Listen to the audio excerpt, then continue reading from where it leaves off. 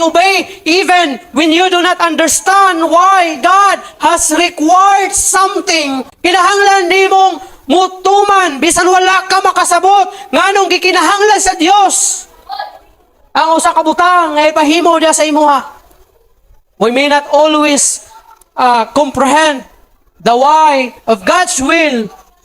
In 1 Samuel 15:22, usahay dili man nato masabtan kanunay kung ano unsa ang kabubuton sa Ginoo, pero you need to go because it is required by the Lord. 1 Samuel 15:22, unsay gingon sa 1 Samuel 15:22? Ang pulong sa Ginoo nag-ingon, ug si Samuel miingon, aduna bay dakong kalipay ang Ginoo diha sa mga halad nga sunugon ug sa mga inihaw kaysa pagtuman sa tingog sa Ginoo? Timan ang pagtuman labaw pang maayo kaysa inihaw ug ang pagpamati kaysa tambok sa mga laking karniro. Adunay mas dakong kalipay ang Ginoo diha sa mga halad nga sunugon ug mga inihaw kaysa pagtuman sa tingog sa Ginoo.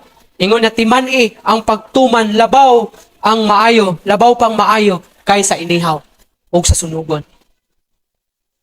Mas labaw ang pagtuman kaysa imuha mga halad. So understanding can wait, but obedience cannot.